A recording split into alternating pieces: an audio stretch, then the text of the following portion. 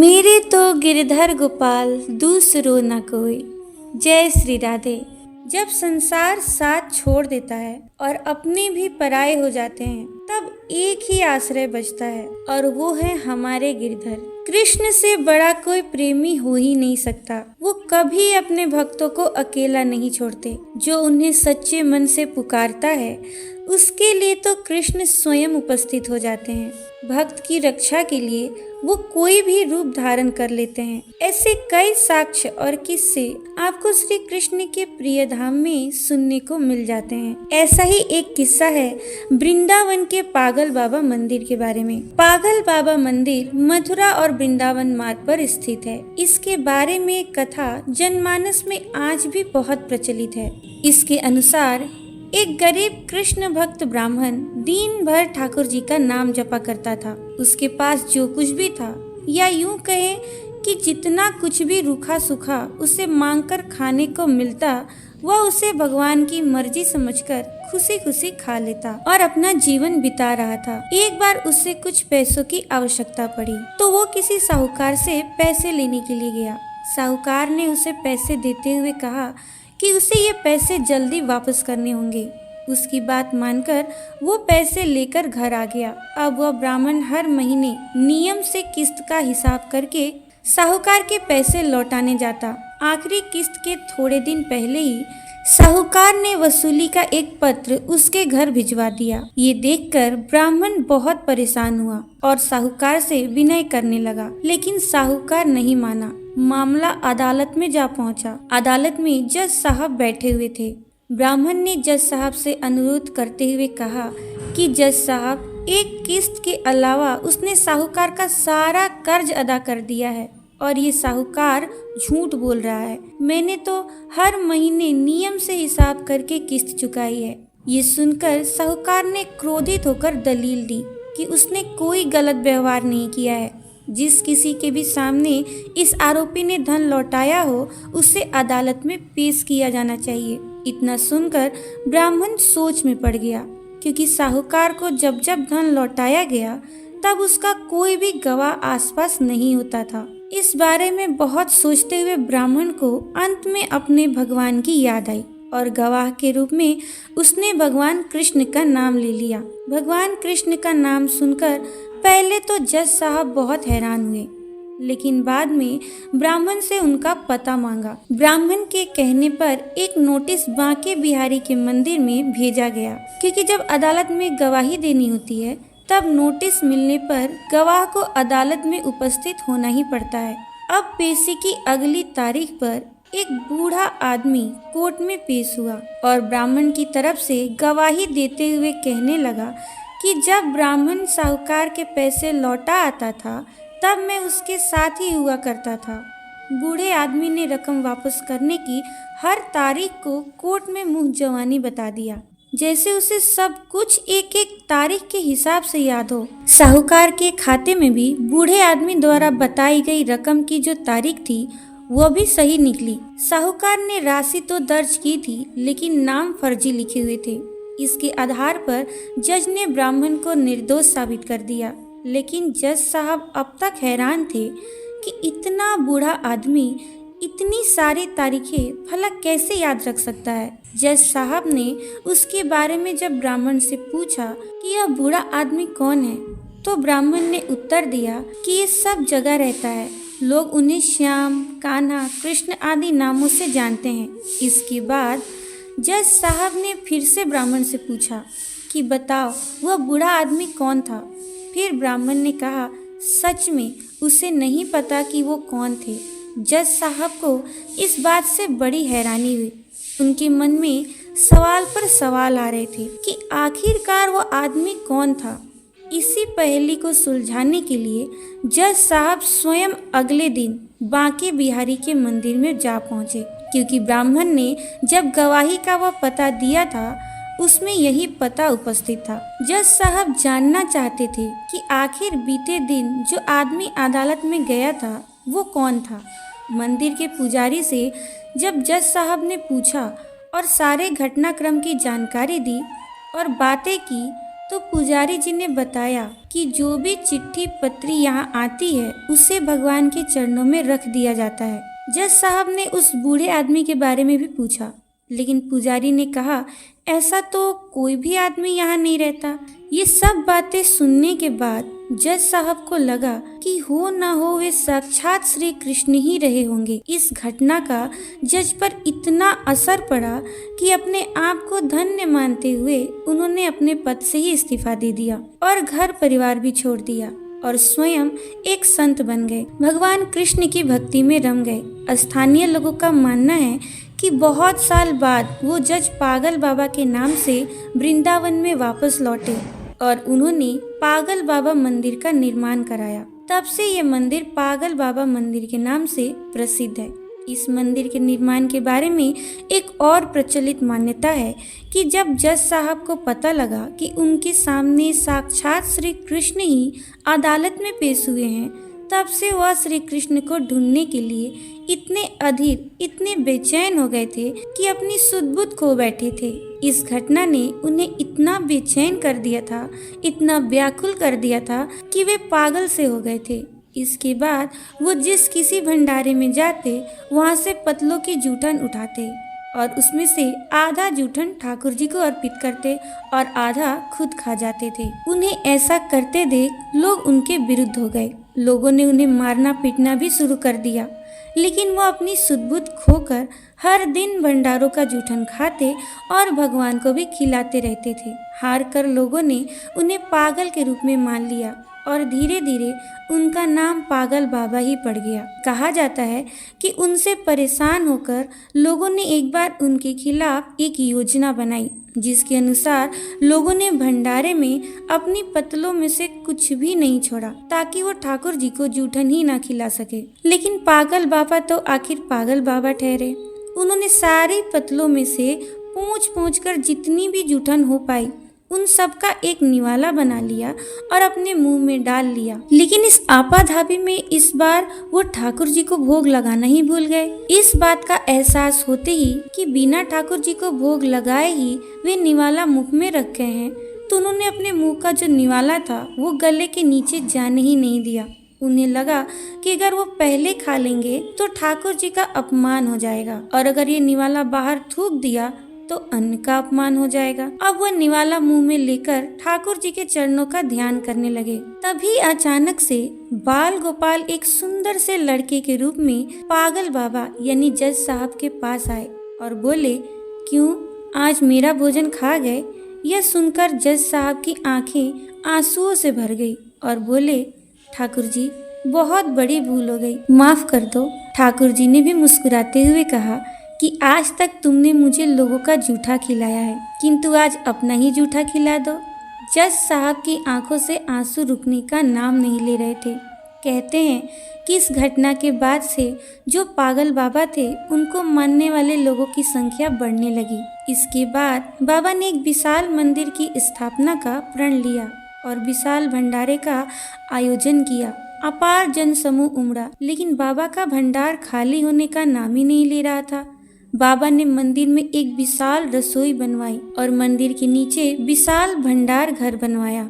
उसी समय आयकर विभाग ने छापा मारा कि इतना अनाज और भंडारे का सामान कहाँ से आ रहा है। बाबा का चमत्कार तब भी हुआ जब पूरी टीम भंडार घर में घुसी तो उसे वहाँ कुछ भी नजर नहीं आया और वो आश्चर्यचकित हो गए कि जब यहाँ कोई सामान ही नहीं है तो इतना विशाल भंडारा कैसे चल रहा है। हैरान परेशान होकर आयकर के अधिकारी वहां से चले गए। पागल बाबा को समर्पित यह विशाल मंदिर आज भी वृंदावन में मौजूद है। कहा जाता है कि यहाँ से कोई भी भक्त खाली हाथ नहीं जाता। यहाँ भक्तों की हर मनोकामना पागल बाबा और उनके कन्हैया भी जरूर सुनते हैं। तो कैसी लगी आपको आज की ये कहानी?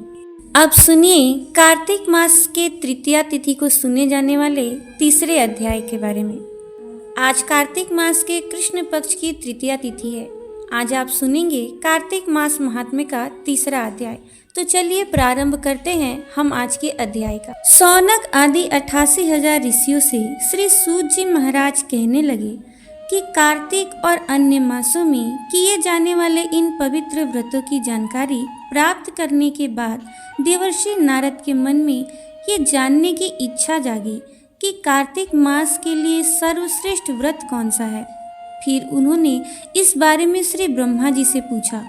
ब्रह्मा जी ने उत्तर देते हुए कहा, हे पुत्र, अब मैं तुम्हें उस परम गोपनीय और अटल फलदायी नक्त व्रत के बारे में बताता हूँ, जो सुख, सौभाग्य और मोक्ष के साथ साथ स्त्रियों को अटल सुहाग भी देता है। परम पवित्र और पाप नाशक इस नक्त व्रत को करने से सौभाग्यवती स्त्रियां मनोवांछित फल प्राप्त करती हैं।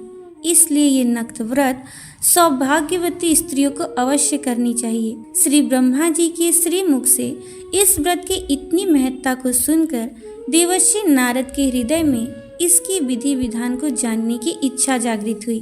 तब देवर्षि नारद की जिज्ञासा शांत करते हुए श्री ब्रह्मा जी ने मुस्कुराकर कहा, वत्स, यह अति गोपनीय और देव दुर्लभ व्रत है, परंतु तुम्हारे से स्नेह और लोक कल्याण की भावना से कार्तिक मास के इस विशिष्ट व्रत के बारे में बतलाता हूँ। व्रत करने वाला आश्विन शुक्ला पूर्णमासी को प्रातः काल उठकर शौच आदि से निवृत्त होकर दंत मंजन करे।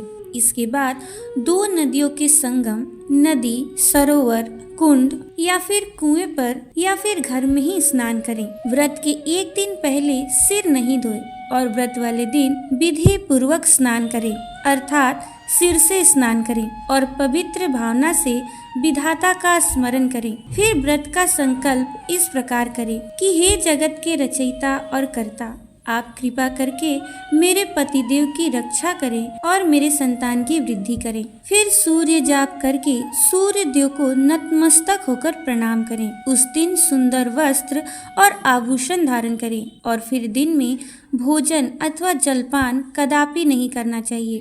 पूरे दिन निराहार रहकर भजन, कीर्तन और पूजा में अपना दिन बिताना चाहिए। यहाँ पर देवर्षि नारद को ब्रह्मा जी आश्विन पूर्णिमा, जिसे शरद पूर्णिमा, कोजागर पूर्णिमा और रास पूर्णिमा भी कहते हैं, उसके विधि विधान के बारे में बता रहे हैं। ये व्रत हर सुहागिन महिला को अवश्य करनी चाहिए। पूजन विधि के बारे में बताते हुए श्री ब्रह्मा जी ने कहा कि सायंकाल में श्री विष्णु की चांदी के पात्र में दूध डालकर पूजा करनी चाहिए।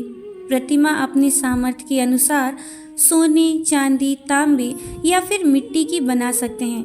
फिर उसे लाल या पीले वस्त्र पहनाएं। फिर विधि विधान से पूजा करें। चांदी के पात्र में रखे हुए दूध को सोने की मथनी से अथवा अपने सामर्थ्य के अनुसार लकड़ी की मथनी से मथें। साथ ही ये प्रार्थना करें कि हे श्री हरि, मुझे भोग आदि के लिए गौ प्रदान करके मेरी संपत्ति की वृद्धि करिए। मेरे पति देव को धन धान्य से युक्त और चिर आयु कीजिए और बहुत से दास दासियां प्रदान कीजिए। इसके बाद ब्राह्मणों को भोजन कराएं और अपने कुल के वृद्धों और वृद्धाओं को बहुत स्वादिष्ट भोजन कराकर उनकी आत्माओं को तृप्त करें। फिर तारों को देखकर स्वयं भी भोजन करना चाहिए। यह आश्विन शुक्ला पूर्णमासी को किया जाने वाला नक्त व्रत है।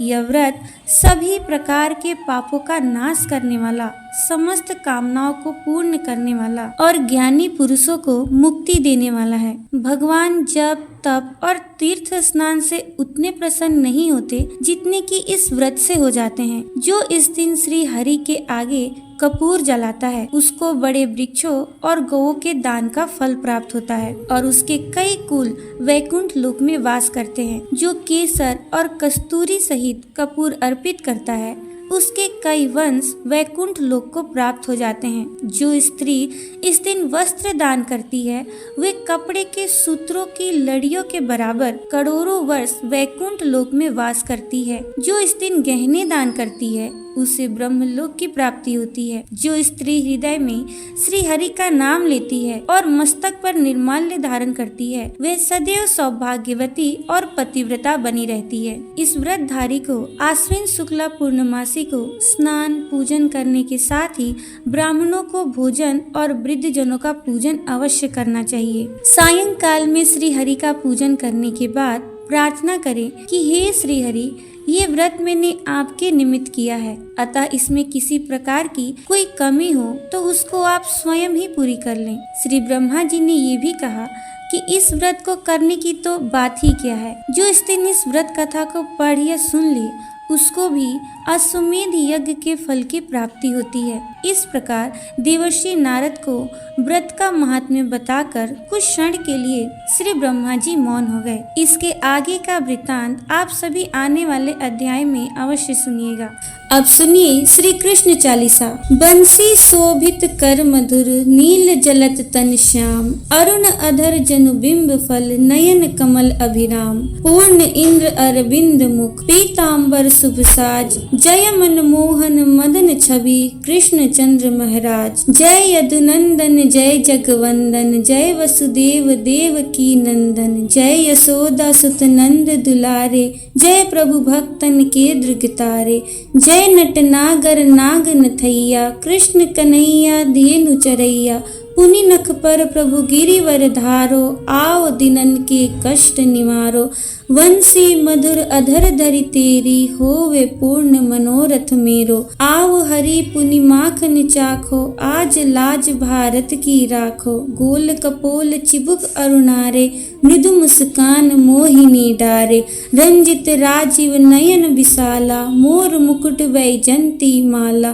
कुंडल श्रवण पिटपट आछे, कटिकिंकड़ी काछन काछे, नील जलज सुंदर तनु सोहे, छवि लखि सुर नर मुनि मन मोहे, मस्तक तिलक अलक घुंघराले, आओ कृष्ण बांसुरी वाले, करि पय पान पुत नहीं तार्यो, अका बका कागा सुर मार्यो, मधुवन जलत अग्नि जब ज्वाला, भय शीतल लखि तहि नंद लाला, सुरपति जब ब्रज चढ़यो रिसाई, मसुर धार वारी वरसाई, लगत लगत ब्रज चहन बहायो, गोवर्धन नख धारी बचायो, लखी यशोदा मन भ्रम अधिकाई, मुख मह 14 भुवन दिखाई, दुष्ट कंस अति उधम मचायो, कोटि कमल जब फूल मंगायो, नाथी काल यही तब तुम लीन्हे, चरण चिन्ह दे निर्भय कीने, करि गोपिन संग रास विलासा, सबकी पूर्ण करि अभिलाषा,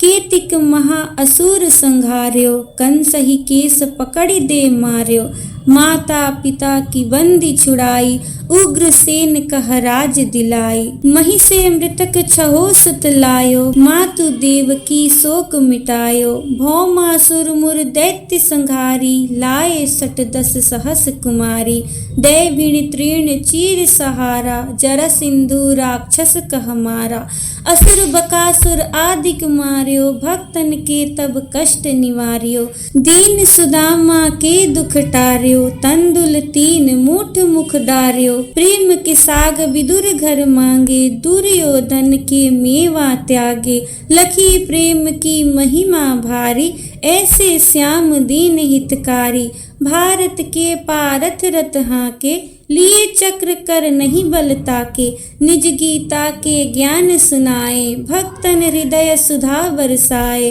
मीरा थी ऐसी मतवाली, विष पी गई बजा कर ताली, राणा भेजा सांप पिटारी, साली ग्राम बने बनवारी, निज माया तुम विधि दिखायो, उरते संशय सकल मिटायो, तब सत निंदा करी तत्काला, जीवन मुक्त भयो शिशुपाला, जब ही द्रौपदी टेर लगाई, दीनानाथ लाज अब जाई, तुरत ही वसन बने नंद लाला, बड़े चीर भय अरि मुह काला, असनाथ के नाथ कन्हैया, डूबत भवर बचावत नैया, सुंदर दास आस उरधारी, दया दृष्टि की जय बनवारी, नाथ सकल मम कुमति निवारो, क्षमहु बेगी अपराध हमारो, खोलो पट अब दर्शन दीजे, बोलो कृष्ण कन्हैया की जय। यह चालीसा कृष्ण का पाठ करे उरधारी, अष्ट सिद्धि नवनिधि फल